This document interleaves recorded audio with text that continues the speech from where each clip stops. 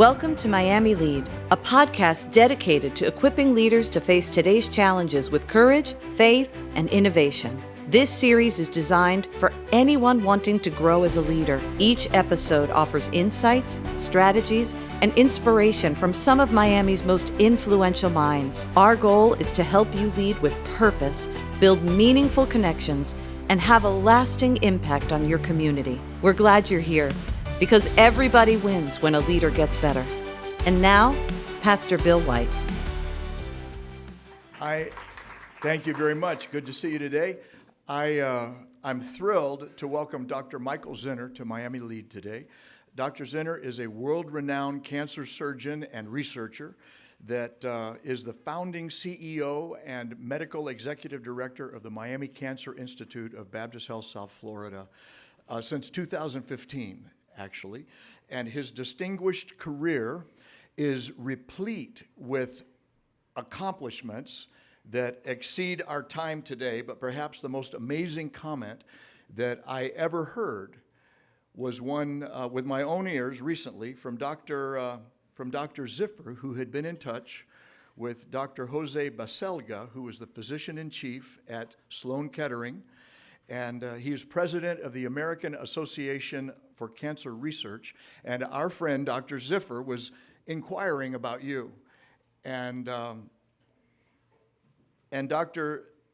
Baselga's response was this, quote, "He is the most revered person in the world on oncology,"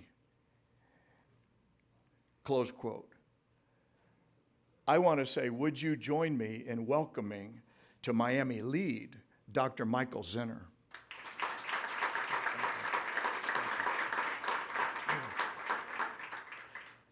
Pastor White, that's a bit of an exaggeration, I'm afraid. But thank you for that kind introduction. Well, thank you for coming to Miami Lead. Miami Lead gives us an opportunity regularly to gather as leaders, both marketplace and ministry leaders here in Miami, to be sharpened and inspired and to celebrate success, and then to try to glean and gather insights on how to take our leadership to the next level and add value to life. And we believe that's what leaders do. Leaders add value to life, whether you're leading in your home, you're leading your personal life, you're leading in the business community, or you're leading in the field of medicine, which I believe you may be the first guest that we've had to assist us in stepping into that piece of this journey. So we also have him here today to celebrate as a local success story. You grew up in Coral Gables? I was born in Miami, grew up in Coral Gables. For those of you who know Coral Gables, I grew up on Alhambra Circle. My mother lived in that house for 50 years. Wow. And I never left the state of Florida until I was 18 years old and went off to college. And so coming here has been kind of a coming home, I suppose. It's very much a coming home. And he was telling me he's a graduate of Gables High School. Any other, we got any other alums in the room? Okay.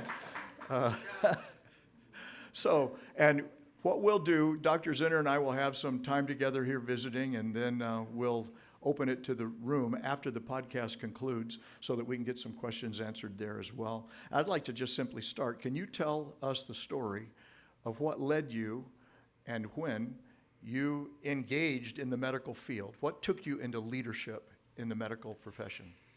It's a long story. But when I was in high school, here at Gables High, I was interested in science, and I was, if you will, the quintessential geek. I mean, I was into the science of all kinds of things, and went off to college and thought I'd be an engineer. So my first undergraduate degree is in engineering, but I discovered I wasn't a really good engineer, and that I thought maybe I'd go off to medical school and become one of those biomedical engineers that would, if you remember the $6 Million Man, remember those concepts back then? Yeah. About, building people and pieces of people and making things better. So I went off to medical school, University of Florida, so I'm also a Gator. Yeah, a little bit less support there, I noticed. So I guess you had to go there, though. Yes. So, okay. And then got very, very involved in medicine. And over a long period of time, became very involved with surgical side of medicine, and then became fascinated by the leadership opportunities in medicine And so at a relatively young age, went into some leadership roles in medicine, and it's evolved into what I'm doing today. Which is a fascinating story. I'm wondering how, from your side, did it feel to become the founding CEO and medical executive director of the Miami Cancer Institute? Well, so I had spent the previous 22 years in Boston at two of the Harvard hospitals, one, the Brigham and Women's Hospital, and clinical director of the Dana-Farber Brigham Cancer Center. And I was very happy there doing all of the kinds of things I'd wanted to do career-wise. But then some events took place in my life, and you know the story of me losing my wife during that period of time. And it was exactly during that period of time that the folks who were at Baptist gave me the opportunity to come back home and build this new cancer center from the ground up. It was a greenfield. There was nothing there. And so the opportunity presented itself, and the idea of being able to come home here in Miami, and with the vision of doing something in my late wife's passing from cancer, together gave me the opportunity to build something important in my hometown. And so 2015 or so, we started building the Miami Cancer Institute, and we built it to what it is today. And what is it today? Can you tell us that? In 5 years, what has happened? So we're now 7 years into it. 7 years. And we've gone from no one ever heard of us when we opened the doors, and that's really true, no one ever heard of us, to now, by volume, we're the second or third largest cancer program in the state of Florida. We're recognized by U.S. News and World Report as top 10 percentile in the nation. We've got protocols for every single kind of cancer that there is. And we've got more high technology equipment to treat cancer than I can say anybody in the region, not just in the state, not just in Miami, but in the region. So we are, and you've heard the term, we are both high tech and high touch.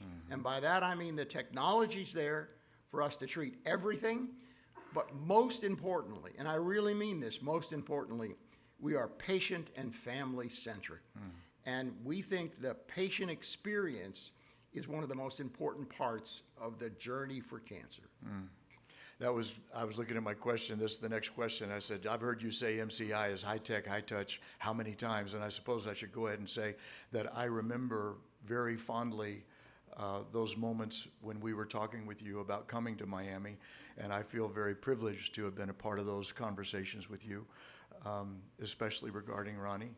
And now to see this miracle of the Miami Cancer Institute rise as it has to help so many people, I just want to say thank you for saying yes to that opportunity and for coming home. And it seems appropriate to me to say we're celebrating a Miami success story. This is a Miami grown, gone, and back. Now look at this opportunity. So I just want to say way to go and thank you for leading in the way that you have.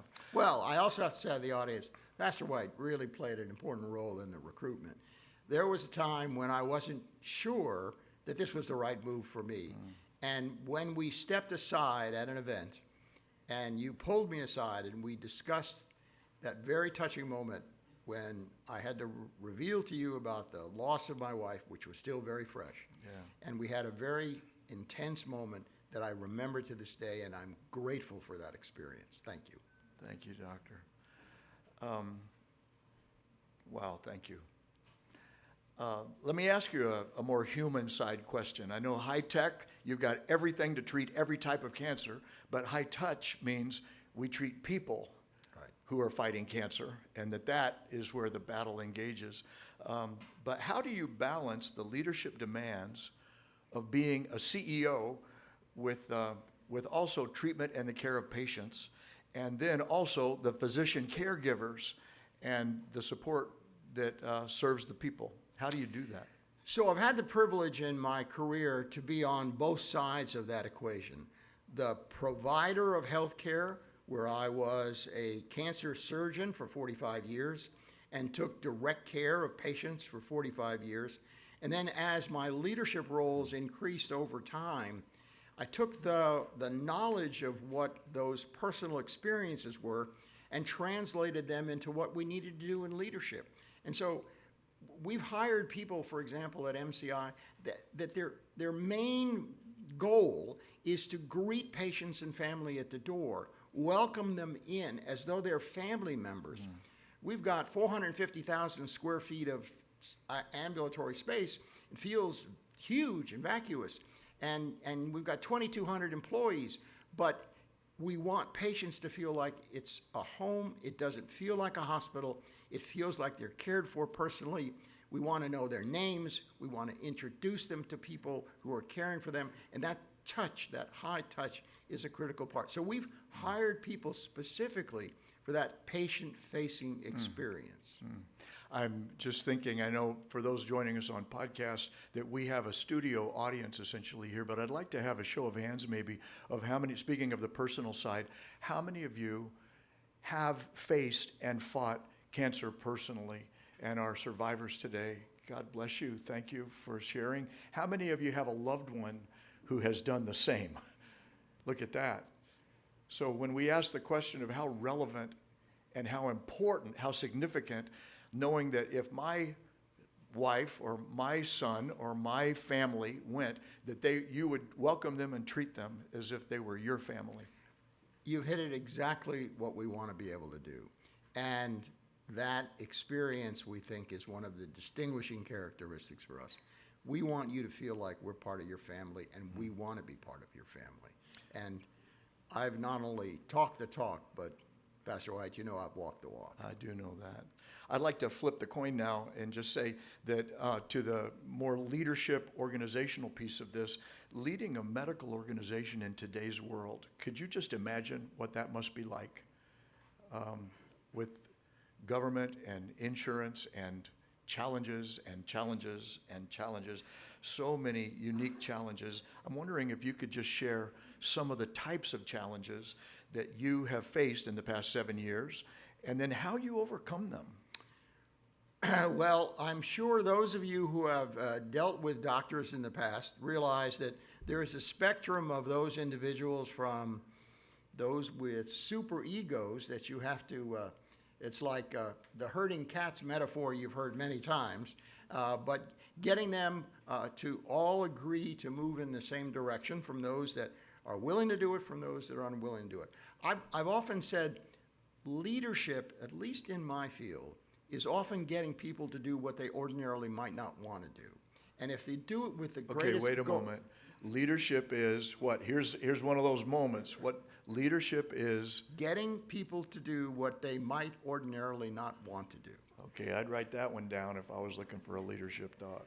And Sorry for and by interrupting. that I mean, you know, my goals, our collective goals and vision, are to move forward in medicine, to be able to progress and to treat and to make sure that all the things we just talked about, the personal touch. But sometimes individual physicians sort of drift off on their own or have a different way of approaching it. But if we can get us all to be teams of teams and move in the same direction, then I know we'll be successful. How about in facing ethical dilemmas? Oh, unfortunately, we face ethical dilemmas almost all the time. In this field of cancer care, many of those ethical decisions are based on quality of life and outcomes, and faith plays a very important role in both sides of that equation. And then another thing that, I mean, leaders face ethical decisions every day, don't we? And then personal demand. Some seasons seem to take you into redlining what we call, wow, this is like, I'm going to have to work extra hard, extra long for an unforeseen time period. I can only imagine that you've faced times like that and have led people who are going through times like that. How do you navigate through seasons of high demand when you could be on the verge of burnout and you need to bring your best to that high-tech, high-touch, but you're also realizing I'm hitting a wall? You know, COVID brought all that to a heightened attention for all of us. The medical profession really hit the wall during COVID, particularly around the issue of burnout. And although we're in a post-COVID era right now, that's still a lingering effect of trying to make sure that people still come to work for the right reason, that they still have the same goals and interest and patient care. There is a degree of burnout in the profession. We lost a lot of employees during that period of time because of burnout, because of so much stress in the profession. But we're in a recovery mode, and I think people understand that are going into the profession now how important it is to have a straight line knowledge of where you want to go. Yeah, and then the awareness of that high-touch human need once again. Right. That we can run hard for a while, but we need somebody, at least I need somebody who taps me out. I know that my daughters, I'm kind of a hand to the plow guy, nose to the grindstone guy, and unless somebody taps me on the shoulder and says, hey man, you're going down, then I tend to not look up. And so it helps to have a culture or an environment that will help me know it's not just about my performing and producing, but about my renewing. And I think one of the things I have violated through the years is the need for Sabbath and recovery, and to let my soul and body get restored after seasons of challenge. We care very much about that and emphasize the idea of, can you disconnect when you go home? Is that possible so that you can refresh and you could replenish? And sometimes it's hard, but it's an important part of the recovery so that patients and so that physicians and practitioners and even our workers don't burn out. That's a very important part. Let me ask this, sort of the same question, but in another way. How do you foster a culture where professional excellence, business excellence, financial excellence, medical clinical excellence, and the pursuit of personal excellence all coexist? Is there a way to do that, or how do you do that at MCI? We actually do that hands-on. I do that myself by walking around. I'm on a first-name basis with we've got 2,200 employees, but I'm on a first-name basis with as many people as I can, from environmental services up through the front desk, up through the physicians, up through the executives. And that, leadership by walking around is a critical part. We established a couple of years ago that we wanted to be the most beloved cancer center in the United States. Now, that's not like love of family, it's to be beloved. And that meant that not only are we taking care of our patients, but we're taking care of each other. And that beloved concept is permeated through the entire institution. I think that's another leadership moment that I would take. Here's this outstanding, invested scientist, a scientist among science, who says that he wants his organization to treat each other as beloved. That's that high touch once again. Yes, sir. That makes you beloved, right? So here's perhaps a question that could be right in the middle of that. How do you make hard decisions? Because now you're pulled right into, wait, I'm trying to help everybody love being here and love one another, but now I've got a hard decision to make, and it may not be that popular. In fact, it may be unpopular, but it's necessary, and I know as a leader, I've got to step into a hard place and make a hard decision. You have to be able to make hard decisions. You just have to. And I'll give you a concrete example. So I told you I spent 22 years in Boston, and one of my colleagues who I'd worked with for 10 years there applied for a senior position at our institution, actually a very important senior position. And based on our interactions before we hired that individual, it didn't work out. This was someone that I had worked with hand in glove for 10 years in Boston. But for whatever cultural reasons or interactions reasons, it didn't work out, and I had to fire him. That was a very tough decision for somebody that I would break bread with on a regular basis. But it was important for the organization because I knew that if I didn't do that, I might lose several other individuals. Do you mind if I press a little bit farther into that one? Because I feel like that's something that every leader at the level that we're seeking to lead well and guard the culture that we are desiring to produce so that value can be added and life can be brought. How did you do that? I mean, what specifically, This is somebody that you've known and brought on, and So it was not easy. It was a difficult decision, one to make. What the individual lacked, which I think is a critical part, by the way, of leadership, was the emotional intelligence to read the room. The guy just never figured out how to read the room. And so would make wrongful decisions that would hurt people. Not on purpose, but just didn't read the room. So I began by coaching. I began with one-on-one sessions. As we escalated those, there was a time period where I need to see this kind of improvement, and if that doesn't occur, we're going to have to separate, and we ended up separating. and then that happened privately in your office? Oh, those only occur privately in my office. I don't believe in public hangings. That's not a way to do business. We don't either at Christ Journey Church, so, but thank you very much for sharing that. With so many lives depending on your decisions, how do you personally stay grounded? Well, as you know, I'm not a deeply spiritual individual, but my faith leads me to some very important moral and ethical decisions. And so I know I have a goal in life to treat people and make sure that the people who work with me have the same goal. And so that helps a great deal in terms of my moral grounding. Mm-hmm. And sometimes it's hard, but I think keeping that faith is a very important part of it. Well, I know I'm a pastor. You've known it from our first encounter. And so I asked you even before coming in if you would be okay with me asking this, because I just esteem you for your science. I esteem you for your success. I just think I have so many things to learn from you. But I'm wondering how you personally integrate your personal spiritual journey, your faith journey, which we're all on a journey, as part of why we call Christ Journey a journey that we're on. How do you integrate that with your work? And perhaps have there been times when you have sensed a presence larger than yourself with you and prompting or guiding or supporting or helping on, either in your CEO work and your management work or your personal practice of medicine work?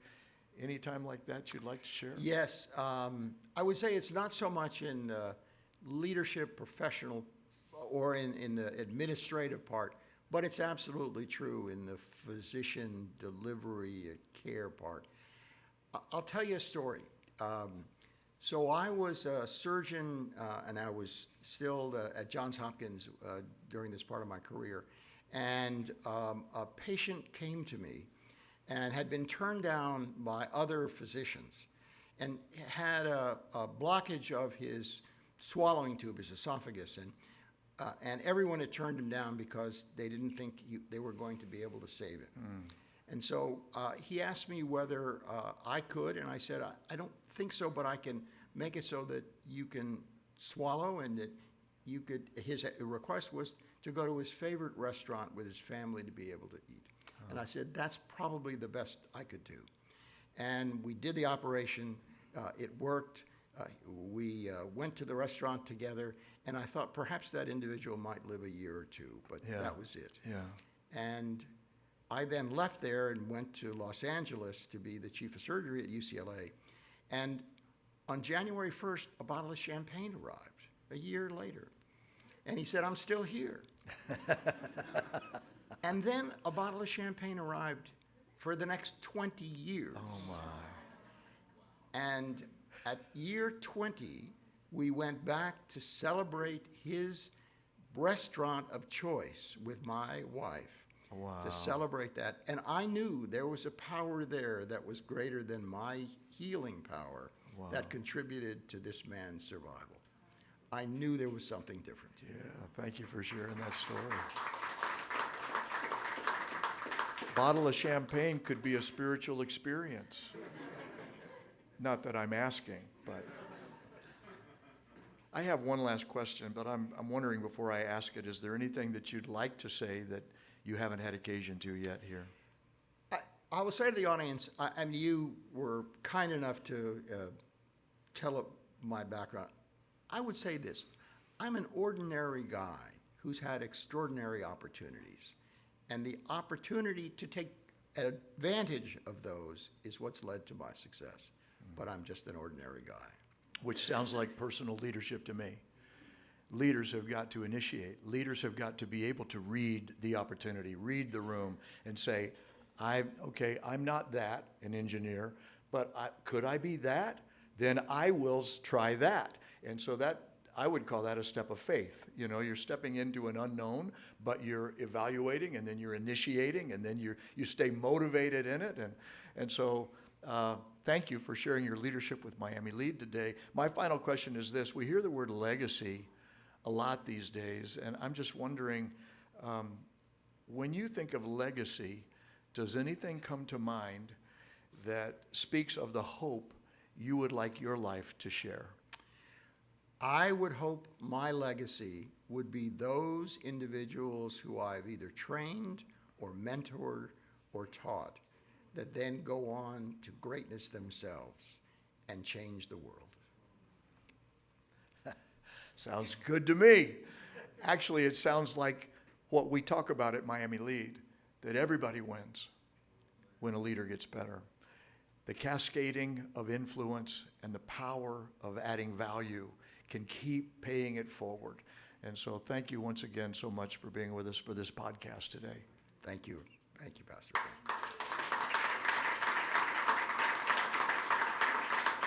Thanks for listening to this episode of Miami Lead. Colossians 3:23 says, "Do everything as for the Lord." No matter your position, God wants you to lead in a way that honors Him. If you enjoyed the conversation, remember to follow the channel and turn on the notifications so you never miss an episode. We release new content every Monday, bringing you fresh insights to help you grow as a leader. If you'd like to be a part of our live audience for future recordings, head over to miamilead.org to learn more and register. We'd love to see you there. Remember, everybody wins when a leader gets better.